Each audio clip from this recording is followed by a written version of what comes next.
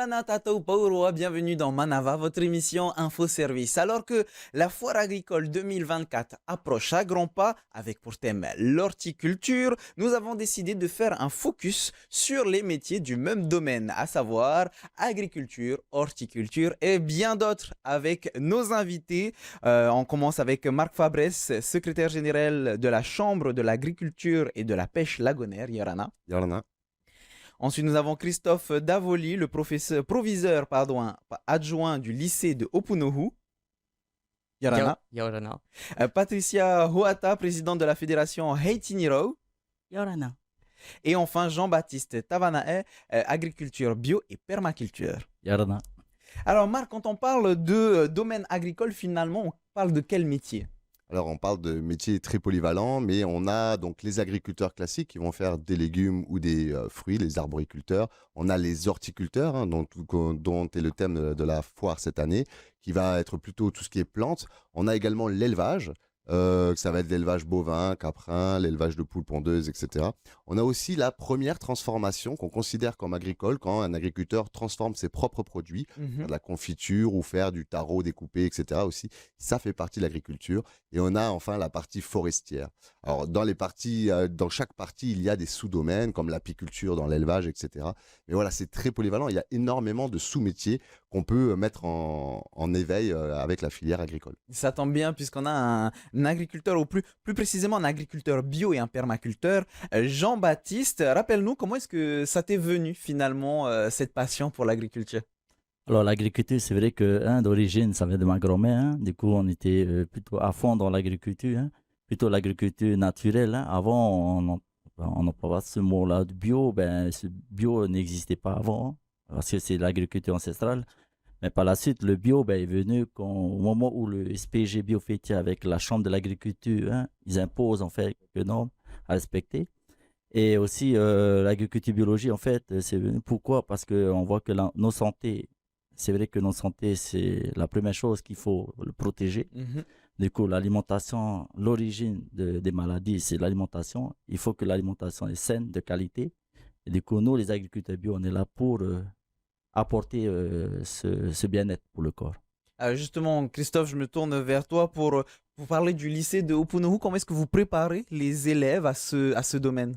Alors, au-delà du lycée d'Opunohu, il y a quand même un dispositif d'éducation agricole au sens large qui est présent sur la Polynésie, avec notamment également les maisons familiales rurales. Et notre rôle est justement de pouvoir accueillir des élèves dans nos établissements, mais également des stagiaires de la formation adulte, parce qu'on peut se former à tout âge, et accompagner justement comme les jeunes ont été à côté de moi, comme Jean-Baptiste, à mettre en place une production dont ils puissent vivre décemment dans leur vie, tout en respectant la nature et en prenant en compte un contexte de transition agroécologique et de transition climatique. Soutien et préparation, est-ce que c'est un petit peu l'objectif, Patricia, de votre fédération Heitiniro? Oui, tout à fait. La fédération, elle est là pour accompagner. Mais avant d'être accompagné en lui-même, nos horticulteurs, nous avons la CAPL qui est là pour nous soutenir dans toutes nos actions. Alors, les actions qu'on le fait, c'est la première action, c'était valoriser le secteur horticole, qui est la floralie de la Polynésie. On le fait une fois par an. Et le deuxième événement que les horticulteurs participent, c'est la foire agricole. Alors, on a ces deux grands événements dans l'année, mais c'est largement suffisant. Mais à part ça, on accompagne toujours nos petits horticulteurs à faire les petits événements qu'on en trouve des fois dans les communes, à faire des expositions florales. Parlons un peu de toi. Qu'est-ce qui t'a poussé à t'investir en tant que présidente à la fédération Heitiniro, et qu'est-ce qui même t'a poussé dans le domaine? Avant cela, j'avais un métier déjà. Et avec ma maladie, j'ai dû abandonner mon métier pour être avec les plantes. Mais celle qui m'a vraiment inspirée à être dans les plantes, c'est bien Mamie Irène Atou, qui est décédée aujourd'hui, qui m'a mis d'abord en tant que jury des horticulteurs. Je disais, moi je viens d'une famille de Taha qui est agriculteur. On n'y connaît rien de l'horticulture parce que l'horticulture à l'époque n'est pas valorisée du tout parce que ça ne se mange pas. À l'époque, tu dis, tu plantes des fleurs, ça ne sert à rien, c'est une perte de temps parce que tu nourris pas ta famille. Aujourd'hui, ce métier-là est valorisé il n'y a pas très longtemps parce qu'aujourd'hui, on a plus de connaissances sur les variétés de plantes et c'est bien fait. C'est intéressant ce que tu viens de dire, cette ancienne mentalité de ne pas s'investir dans les fleurs puisque ça ne nourrit pas une famille. Et pourtant, aujourd'hui, Marc, est-ce que tu peux nous rappeler l'impact de tous ces métiers sur l'économie locale? Donc, à savoir l'agriculture, pardon, mais aussi l'horticulture. Ben, effectivement, aujourd'hui, on sait bien que le secteur primaire est une des priorités du gouvernement. Donc, effectivement, si les gens en font une priorité, c'est bien que ça a une raison. Au niveau économique, effectivement, il y a un lien à la fois social, économique, aussi dans les îles pour développer les familles qui en vivent complètement. Aujourd'hui, dans les principales îles des archipels, l'agriculture est fortement représentée et les familles vivent de ça. Mm. Donc, on a à peu près 15 000 actifs aujourd'hui qui travaillent de près ou de loin dans l'agriculture. Nous, au niveau des professionnels, on enregistre quand même 5 500 personnes, ce qui n'est pas négligeable. Mhm. Donc, en termes de poids d'activité, c'est très important. Après, il y a encore des choses à faire pour renforcer le secteur agricole, puisqu'il y a beaucoup de débouchés et beaucoup de filières qui restent à remplir, puisqu'on ne couvre pas encore nos besoins dans l'ensemble des domaines. Juste pour l'horticulture, il y a quelques années, on exportait les fleurs en métropole, etc. Aujourd'hui, on importe encore des fleurs pour les fêtes, alors qu'on pourrait se dire qu'en produisant encore plus de fleurs coupées, etc., on pourrait couvrir complètement nos besoins locaux. Donc il y a un vrai travail, je pense, avec les agriculteurs et l'ensemble des filières pour être complètement autonome, mais pas qu'alimentairement. Aussi au niveau ornemental, et c'est peut-être aussi pour ça qu'on a voulu mettre ça en avant à la Foire agricole cette année. Christophe, une réaction? Oui, pour compléter les propos de la Chambre d'agriculture, c'est que dans nos formations, justement, on a à cœur de pouvoir également développer ces facettes-là de compétences que peut avoir Patricia. C'est-à-dire que, évidemment, Patricia, le cœur de son métier, c'est de savoir maîtriser la pousse de la plante et maîtriser Oui. cet aspect-là. Mais il y a aussi tout ce qui va autour. C'est-à-dire que peut-être que Patricia, à un moment donné aussi, elle est amenée à gérer du personnel sur son exploitation. On a besoin de compétences de chef d'entreprise à ce moment-là.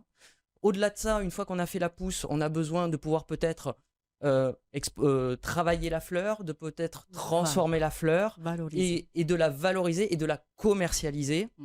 Et une fois qu'on est sur la partie commerciale, on a besoin également de compétences de vente, de marketing, oui. de marketing. Et toutes ces compétences-là, ce sont autant de compétences que nous, dans nos formations, on a à cœur de pouvoir apporter aux futurs diplômés. Eh bien, ça tombe bien. Parlons de ces formations. Qu'est-ce qu'on apprend concrètement? On vient d'en parler, mais est-ce qu'on peut détailler les différentes filières qu'il y a au lycée agricole de Opunohu? Alors, sur l'éducation agricole, en fait, aujourd'hui, ça représente l'agriculture au sens large. C'est-à-dire toutes les personnes qui arrivent à maîtriser un cycle biologique, qu'il soit animal ou végétal. Alors, évidemment, on parle de fleurs, évidemment, on parle de courgettes, évidemment, on peut aller sur l'aménagement paysager, on peut aller sur l'horticulture, la production, mais on a également sur notre territoire la culture marine, qu'il ne faut pas oublier, et sur nos lycées, les lycées agricoles, sur nos maisons familiales, rurales, on a toutes les formations qui permettent de pouvoir aboutir aux métiers qui touchent de près ou de loin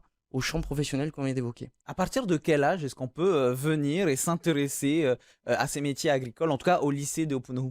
Alors, au lycée d'Opunohu, c'est à la sortie de la troisième. Une fois qu'on a fini son cycle de troisième et qu'on a eu son brevet, on peut candidater pour venir dans nos formations et on peut après avoir un cursus et un projet qui peut aller sur 2 ans si on veut vite devenir un salarié parce qu'on est peut-être un peu loin de l'école et on n'a pas envie d'y rester longtemps, comme aller vers des études supérieures et aller vers un bac+2 pour devenir des futurs techniciens agricoles qui iront plus tard peut-être à la chambre d'agriculture. Alors tout à l'heure, Marc parlait de 15 000 acteurs dans le domaine de près ou de loin. Est-ce que tu as remarqué, Jean-Baptiste, s'il y a eu un engouement ou au contraire des gens qui ont voulu s'éloigner du domaine? Alors, il faut savoir que nos agriculteurs, nos jeunes qui commencent l'activité en agriculture biologique, c'est vrai qu'ils ont plutôt de compétences au niveau terrain et ils ont moins de compétences au niveau gestion. Du coup, le partenariat avec le lycée ou autres centres de formation comme la chambre, la direction de l'agriculture, tout organise en fait, nous permet en fait à un jeune de développer, mais en même temps de grandir et de bien gérer en fait son entreprise. Alors, j'encadre beaucoup de jeunes qui se lancent en tant que chef d'entreprise. Il y a aussi la réinsertion des détenus chez moi. Et du coup, en fait, ils ont un autre cadre à gérer. C'est pas évident, mais ils sont un peu bloqués sur cette partie-là. Mais moi, je dis toujours que si vous avez un projet, hein, croyez en vos projets et puis lancez-vous. Et si vous avez besoin d'aide, on est là, nous, les professionnels et d'autres organismes qui peuvent en fait monter en compétence un jeune qui n'a rien. On peut dire qu'il n'a pas de niveau, hein, niveau d'études, mais qui ont plutôt le niveau gestion pratique sur le terrain. À travers toutes ces formations, est-ce que Marc, tu trouves que le domaine est assez valorisé ou on pourrait faire encore mieux? On peut toujours faire plus, hein, comme je l'expliquais juste avant. Je pense que le potentiel en fait, de développement agricole, au-delà du foncier, est très important. Et même d'ailleurs, sur le foncier présent, on peut encore mieux valoriser nos terrains. Je voulais revenir sur l'accompagnement que la Chambre peut proposer d'ailleurs pour un porteur de projet, parce qu'on accueille les porteurs de projets au sein de la Chambre d'agriculture. Et en fait, il faut voir qu'un agriculteur, quand il choisit ce métier-là, c'est un métier polyvalent. Donc, il doit être à la fois mécano, il doit être à la fois producteur, il doit être biologiste, il doit aussi être commercial et il doit être un bon gestionnaire. Donc, en fait, c'est des multiples facettes du métier qui sont importantes de maîtriser. Donc, beaucoup n'ont pas passé le cursus scolaire et donc se retrouvent des fois être agriculteurs par passion et n'ont pas maîtrisé l'ensemble de ces facettes. Ils apprennent sur le tas finalement. Exactement. Et aujourd'hui, donc, la Chambre d'agriculture a mis en place des outils pour pouvoir les accompagner tout au long de leur vie professionnelle. C'est-à-dire que dès qu'un agriculteur commence, finalement, il peut venir nous voir pour avoir un accompagnement de A à Z. On a un service de commercialisation qui peut les accompagner pour la logistique, le transport. On a même une plateforme matt.pf où on peut vendre avec directement les hôtels et les restaurants. Et on a un nouveau centre de gestion qui a été créé cette année, qui est en fait des comptables qui accompagnent les agriculteurs sur tout ce qui est comptabilité, pour comprendre en fait, faire un business plan, etc. Donc c'est tout nouveau, on vient de le lancer. Et ça, c'est un outil très intéressant pour les jeunes qui peinent à comprendre comment fonctionne l'administration, parce qu'il y en a toujours un petit peu, les déclarations fiscales, la TVA, comprendre un peu, les accompagner dans ces domaines-là pour que ce soit plus facile et qu'ils puissent se concentrer sur leur qualité première. Et le plus important, c'est de produire, parce que c'est ça qu'on veut. On vient de l'entendre, beaucoup d'accompagnement de la part de la CAPL. Oui. Est-ce que, Patricia, c'est un petit peu la même chose avec votre fédération? Vous accompagnez aussi On accompagne beaucoup nos horticulteurs, par exemple, d'apprendre déjà de les gérer. Il y en a qui savent déjà multiplier leurs plantes parce que pour être horticulteur, il faut développer. Ça veut dire qu'il faut multiplier. Multiplier, il ne suffit pas que d'apprendre à multiplier, mais il faut les traiter aussi. Ce qui fait, il y a des formations qui ont été mises en place par la Chambre de l'agriculture pour apprendre comment il faut les traiter. Parce que les plantes sont aussi malades comme nous. Alors, il faut apprendre à les traiter et à les valoriser par la suite. Et après la valorisation, il faut les commercialiser. Mais tout ça, c'est un ensemble. Quand tu es horticulteur, tu fais tout. Du début jusqu'à la fin. La fin, c'est quoi? C'est de vendre, apprendre à vendre ses propres plantes. Au début, c'était compliqué pour nos horticulteurs parce qu'ils croient que les clients, ils viennent vers eux. Ils viennent vers eux et on les vend. Et par la suite, on a dû mettre en valeur nos horticulteurs, les apprendre, les former, comment vendre leurs plantes. Alors, on parle de formation depuis tout à l'heure, donc le milieu a déjà fait ses preuves finalement, mais Christophe, est-ce que ça intéresse les jeunes? Est-ce qu'il y a des jeunes qui viennent au lycée de Opunohu? Est-ce qu'il y a une augmentation des élèves? Ou au contraire, un peu la même question que j'ai posée tout à l'heure à Jean-Baptiste, mais cette fois-ci sur les jeunes, ou au contraire, est-ce qu'ils s'éloignent du domaine? Alors, il faut savoir quand même que le milieu agricole est face à un défi de renouvellement des générations. L'âge des agriculteurs aujourd'hui fait que l'on va avoir une pyramide qui va laisser de la place aux jeunes. Donc le tapis rouge est déroulé pour nos jeunes et on est à la recherche de tous les jeunes. On est capable d'accueillir tous les jeunes qui sont intéressés pour venir travailler dans le milieu agricole et qui sont à la recherche effectivement d'un métier qui saura allier une sensibilité à l'environnement d'une manière générale, qu'il soit de la biodiversité ou qu'il soit de la maîtrise d'un cycle de production, mais également à un esprit de vivabilité et de durabilité d'une exploitation agricole. L'image que l'on a de l'agriculture en général, que ce soit horticulture, apiculture, c'est, comme vous l'avez dit depuis tout à l'heure, il faut avoir plusieurs casquettes. Est-ce que ça fait pas peur aux élèves? En tout cas, on les forme à ce qu'ils puissent en prendre la mesure. C'est-à-dire qu'au travers notamment de stages professionnels, quand ils vont sur les exploitations chez les personnes qui sont autour de la table, ils vont pouvoir prendre cette mesure-là et d'eux-mêmes vont pouvoir prendre conscience de cela, de se dire oui, je continue, ou peut-être non, et auquel cas on redevient peut-être plutôt un salarié pour pouvoir travailler toujours dans le milieu. Et un autre moyen de mettre en valeur le domaine agricole, l'horticulture ou autre, c'est la foire agricole. Justement, du 26 septembre prochain au dimanche 6 octobre, ça aura lieu, la foire agricole 2024. En quoi est-ce que c'est un événement, Marc, important pour la mise en valeur de la filière? Alors, on parlait de vendre les produits pour la filière horticole, mais bon, pour les autres aussi, l'aspect promotionnel est très important, c'est-à-dire aussi d'assurer le manger local auprès de la population et de dire, voilà, le choix doit être fait sur la production locale parce que c'est parce qu'on vend qu'on arrive à produire plus aussi. C'est vraiment un maillon très important, le consommateur et le producteur. Donc, l'événement est le plus gros événement agricole de l'année. Donc, on attend à peu près 50 000 visiteurs. On a énormément de scolaires aussi. Il y a tout un programme pour les scolaires pour pouvoir les faire venir à la foire agricole. Oui, c'est devenu un incontournable finalement. C'est un incontournable. Cette année, la thématique est à la découverte des secrets horticoles. Donc effectivement, avec la Chambre d'agriculture, on a organisé tout un parcours découverte autour de l'horticulture pour sensibiliser à cette filière. L'année dernière, on avait fait l'élevage. Donc cette année, c'est l'horticulture qui est mise en avant. Donc il y a quelques surprises dont je ne parlerai pas sur le plateau et je vous invite à venir à la foire pour les découvrir. C'est aussi le sujet de faire valoir aussi les politiques publiques, de faire prendre conscience aussi à la population des enjeux de l'agriculture. On a des ateliers débats qui ont lieu le mardi, mercredi et vendredi de la semaine, dans lequel en fait on aborde des sujets qui seront là autour des thématiques horticoles, sur le Route Haïti, sur l'importation des plantes, voilà, sur les plantes à haute valeur ajoutée. Donc c'est des débats avec des personnalités publiques et professionnelles qui échangent autour de ces sujets. On a également les 2 congrès du secteur primaire qui auront lieu les 2 vendredis matin. Donc là, c'est un appel aux professionnels pour venir autour de l'emploi.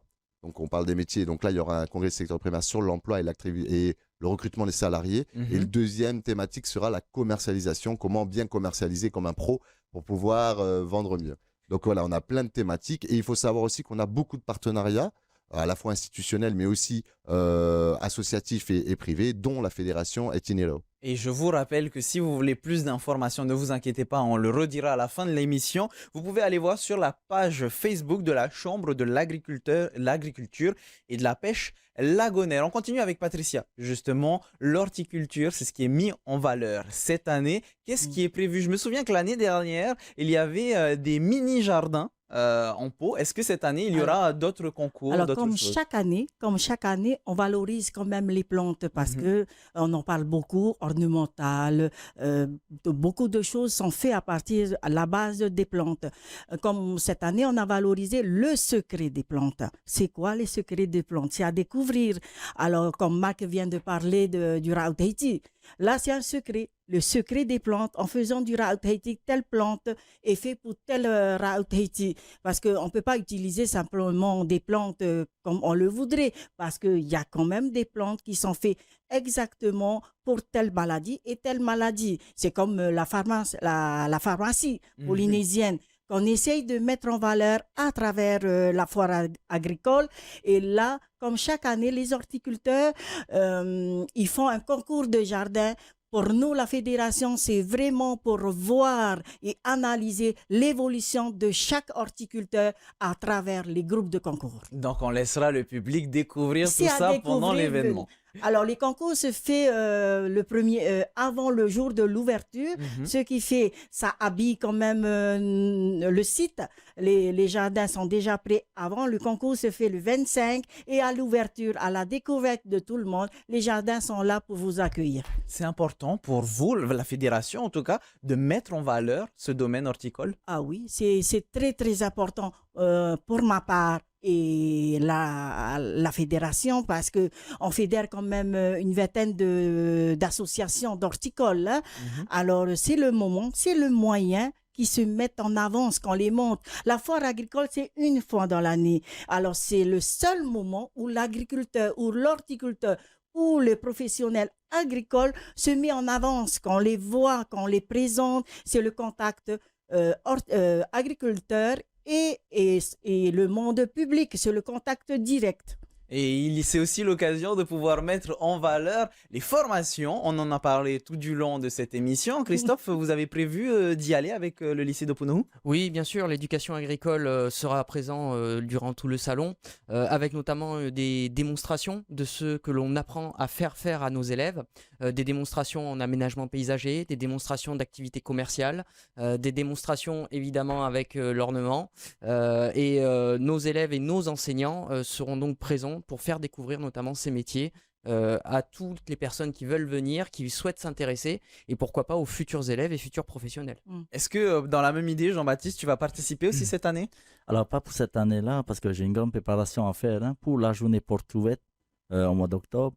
Alors, du coup, à la journée porte ouverte, il y aura la démonstration sur place hein, sur la préparation du compost, sur les semis, le repiquage des semis, comprendre en fait les sélections de variétés aussi qui adaptées à nos climats et la récolte des produits aussi. Et aussi, je vais présenter aussi la culture vivrier sur place, à Papéari. Hein. Et tout à l'heure, on a parlé des MFR avec toi, Christophe. Rappelle-nous justement ce lien avec le lycée de Opunohu, les MFR, les formations et surtout la reprofessionnalisation finalement. Alors, en fait, c'est le dispositif de l'éducation agricole dans son ensemble, qui, comme nos collègues de l'éducation nationale, est une part publique et d'autre part privée.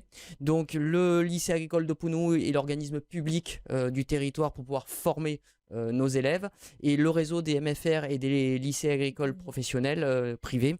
Donc, ont développé un savoir-faire autour notamment de phases de professionnalisation en entreprise qui sont alternées et qui permettent de pouvoir un peu mieux diluer la formation tout au long des années scolaires et de pouvoir adapter un rythme un peu plus comment dirais-je, régulé tout au long des 2 années pour pouvoir valider le diplôme. C'est important de parler de ces maisons familiales rurales puisque, Patricia, avec les fédérations, vous êtes aussi en lien avec les MFR. Alors, comme chaque année, pendant les Floralies et la foire agricole, on reçoit les élèves de Papara, MFR Papara Tharu. Alors, on reçoit les stagiaires et c'est dans le métier. Ils apprennent comment vendre, comment les multiplier, enfin, l'entretien des plantes et à la commercialisation. On les reçoit pendant nos événements. Mais à part ça, avant les Floralies, par exemple, on a les jardins à habiller. Ils mettent la valorisation de nos thèmes parce que chaque année, on a des thèmes précis. Comme à la foire agricole, chaque année, on a un thème. Et avec ce thème-là, on travaille avec ces jeunes-là comment organiser un jardin, comment les mettre en valeur et ils apprennent en même temps. Et chaque année, on a ces élèves-là. Mais cette année spécialement, on reçoit aussi les MFR de Taha en stage. Et on est très content de les recevoir avec nous. Il y aura la CAPL qui sera avec nous pour nous accompagner ensemble. Finalement, le Tatateti, il est un petit peu agriculteur. Tous les Tatateti sont un peu agriculteurs, comme on dit, Patiatrima Ireto Trepo. Du coup, c'est important pour toi la transmission avec ces jeunes? Ah, c'est très, très important, hein, la passation. Hein. C'est pas simple. C'est pas simple parce que aujourd'hui, à notre époque, nos parents payaient des études, nous forçaient à faire des études pour ne pas retourner à la terre.